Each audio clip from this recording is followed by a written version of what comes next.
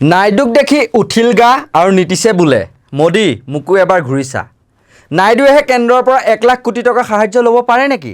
নীতিশকো লাগিব বিহাৰৰ বাবে তাতকৈ দুগুণ ধন।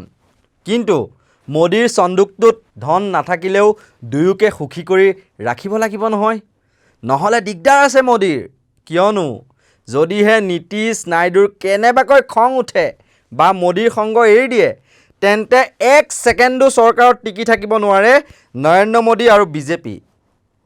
আজিৰ পৰা এসপ্তাহ পূৰ্বে মোদীৰ কেন্দ্ৰীয় চৰকাৰৰ পৰা দিল্লীলৈ নিজে আহি অন্ধ্ৰপ্ৰদেশৰ নাইডুৱে 1 লাখ টকাৰ পেকেজ বিচাৰি গৈছেহি আৰু লাভো কৰিব।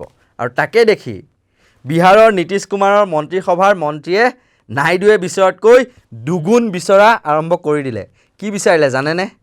বিহাৰক বিশেষ ৰাজ্যৰ মৰ্যাদা প্ৰদান কৰিব লাগে, যিটো সময়ত পুঁজিৰ অভাৱত অসমে কংগ্ৰেছ চৰকাৰৰ দিনৰ পৰা লাভ কৰি অহা বিশেষ ৰাজ্যৰ মৰ্যাদা বিজেপি চৰকাৰৰ দিনত লাভ নকৰা হ'ল বা বন্ধ কৰি দিয়া হ'ল।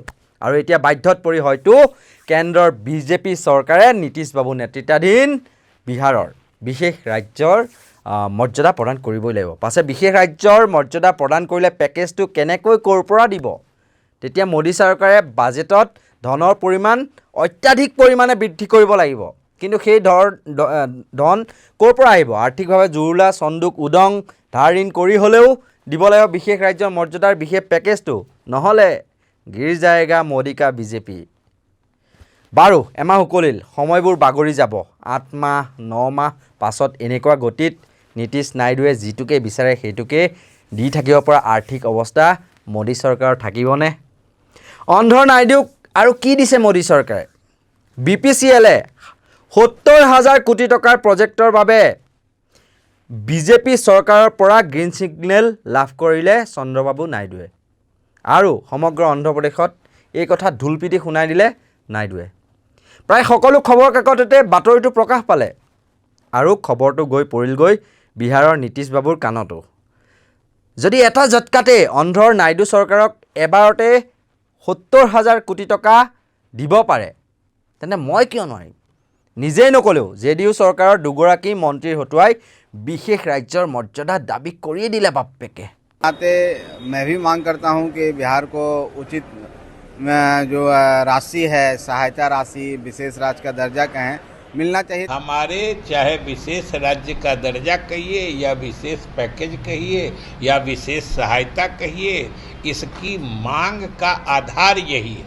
অন্য ৰাজ্যৰ তুলনাত বিহাৰ আৰু অন্ধ্ৰপ্ৰদেশক দ্ৰুতগতিত উন্নয়নেৰে জাকত জিলিকা কৰি তুলিবলৈ বেছিকৈ ধনৰ আবণ্টন কেন্দ্ৰীয় চৰকাৰে দিব। আৰু কিছু বছৰ পূৰ্বে প্ৰকাশ পোৱা এক প্ৰতিবেদন অনুসৰি যদিহে বিহাৰক বিশেষ ৰাজ্যৰ মৰ্যাদা প্ৰদান কৰে বা ডাঙৰ পেকেজ দিয়ে তেন্তে বছৰি 2.5 লাখ কোটি টকাৰ অতিৰিক্ত বোজা বহন কৰিব লাগিব কেন্দ্ৰীয় চৰকাৰে। পৰিস্থিতি কিছু জটিল আছে মোদী চৰকাৰৰ। 2 নাও 2 ভৰি এৰি দিবও নোৱাৰে আৰু ধৰি ৰাখিলেও ক্ষীৰতী গাইৰ দৰে খীৰাই থাকিব আৰু মোদীৰ চন্দুকৰ তলি উদং হৈ গৈ থাকিব। মুঠতে নীতিশ নাইডুৱে নাকত ধৰি চাকত ঘূৰাইছে নৰেন্দ্ৰ মোদী আৰু মোদীও ঘূৰি আছে। নহ'লেতো লাভ নাই, কাৰণ একক সংখ্যাগৰিষ্ঠতাটো তেওঁলোকে লাভ কৰা নাই। 2019ত 303খন আসন লাভ কৰা বিজেপিয়ে এইবাৰ অকলে 240খনহে পালে, কিয়নো মেজিক নাম্বাৰ 272 আৰু নীতিশ কুমাৰ আৰু চন্দ্ৰবাবু নাইডুৰ 28খন আসন যোগ দিহে 292খন হৈছে NDAৰ। সেই 28খন আসন যদি কমি যায় তেতিয়াহ'লে 264খন, মেজিক নাম্বাৰ 272, তেতিয়া কেনেকৈ চৰকাৰ গঠন কৰিব? গিৰি নাযাবনে?